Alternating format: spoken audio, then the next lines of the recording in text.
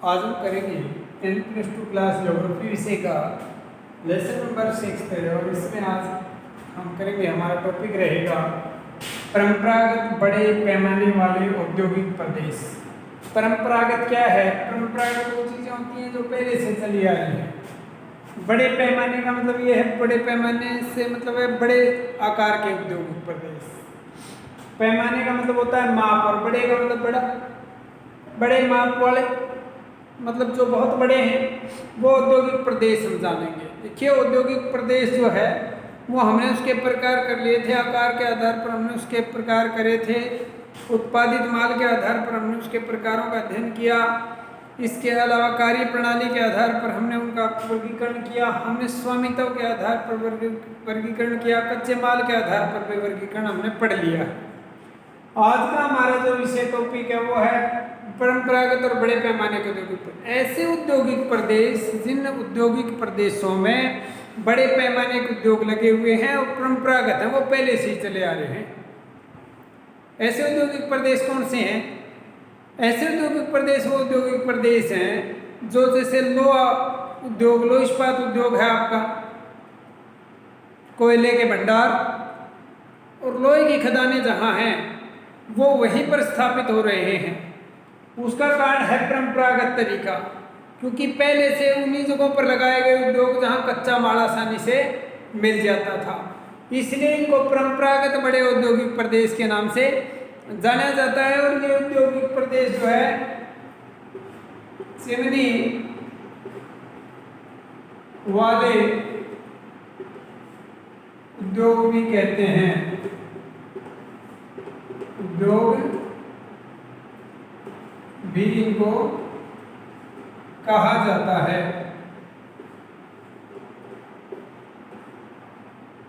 Chimney वाले उद्योग को कहा जाता है इनको, परंपरागत औद्योगिक प्रदेशों को, क्योंकि चिमनी जो है ये धुएं छोड़ने वाली चिमनियां होती थी पहले, और इस कारण से इनको चिमनी वाले धुएं की, ऐसे भी कह सकते हैं कि धुएं की चिमनी वाले, धुएं की चिमनी वाले कारण है इसका। धुएं की चिमनी वाले क्यों कहेंगे हम इन औद्योगिक प्रदेशों को? क्योंकि ये औद्योगिक प्रदेश धुआं छोड़ने वाले हैं। बहुत बड़ा सामान यहाँ पर निर्मित किया जाता है, जैसे लोह इस्पात उद्योग इसका उदाहरण है। और ज़्यादातर मशीनें चलाने के लिए ऊर्जा का साधन क्या था उस टाइम पर? जब ये परंपरागत तरीके के उद्योग हमारे लगाए गए थे, उस टाइम पर कोयला ही ऊर्जा का साधन होता था, इसलिए धुएं की चिमनी वाला औद्योगिक प्रदेश के नाम से भी इन उद्योगों को जाना जाता है। इनमें भारी वस्तुएं बनाई जाती हैं, और वो वस्तुएं जो है बनाने के लिए जो कच्चा माल होता है हमारा, वो दूर से ना लेना पड़े, इसलिए उद्योग वहीं पर स्थापित कर दिए जहाँ पर कच्चा माल मिलता था। क्योंकि सामान को ढोकर के कच्चे माल को ढोकर के ले आएंगे तो लागत बढ़ जाएगी, और लागत बढ़ेगी तो हमारा औद्योगिक प्रदेश जो है उसमें नुकसान हो जाएगा। तो इसलिए ये औद्योगिक प्रदेश जाने जाते हैं।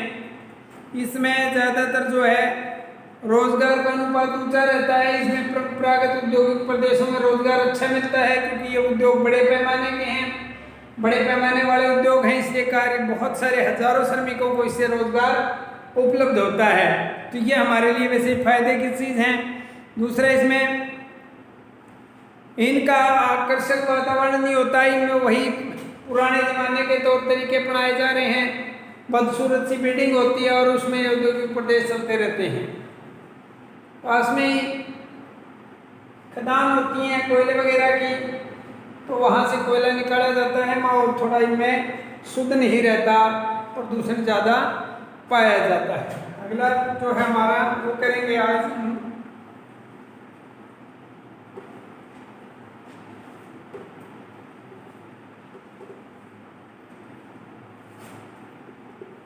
जर्मनी का रूर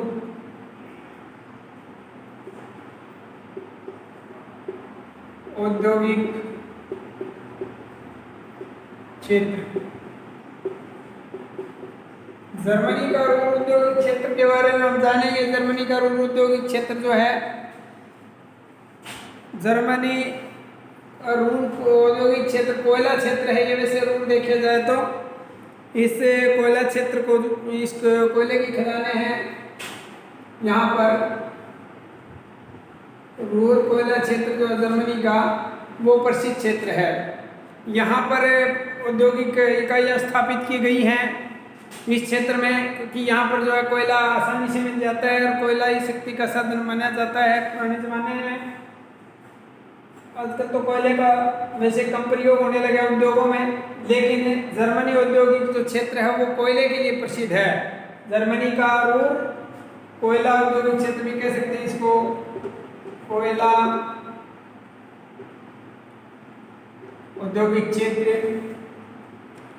इसलिए जर्मनी का जो कोयला क्षेत्र है उसकी जगह पर उद्योग स्थापित किए गए हैं। ये उद्योग जो है रोजगार देते हैं लोगों को, काफ़ी सारे लोग यहाँ रोजगार पाए हुए हैं। अब लो आयस्क के भंडार यहाँ रूर क्षेत्र में ख़त्म हो गए हैं, बहुत ही कम जो है लो क्षेत्र बचा है यहाँ। तो इस कारण से औद्योगिक क्षेत्र अब ज़्यादा इतना तरक्की पर नहीं है। ये इस औद्योगिक प्रदेश में अब कम ही जो है उद्योग बचे हैं, और वो ऐसे उद्योग हैं जो मतलब बीमार अवस्था में उनको कह सकते हैं, बहुत ज़्यादा उन्नति तरक्की नहीं कर रहे हैं। अब पहले जर्मनी का रूर जो क्षेत्र था वो 80% उद्योग क्षेत्र औद्योगिक उत्पाद देता था। 80% क्षेत्र उत्पादन ये जर्मनी का रूर क्षेत्र देता था। तो आजकल जो है इसका महत्व कम रहा है वहाँ रूर क्षेत्र में, लेकिन फिर भी औद्योगिक इकाइयाँ स्थापित हैं। बाहर से मंगवाया जाता है कच्चा माल, लो आयस्क और कोयला, और फिर जो है उत्पादन कर रहे हैं वहाँ जो उद्योग स्थापित है वो कर रहे हैं। प्रौद्योगिकी ध्रुव क्या है? प्रौद्योगिकी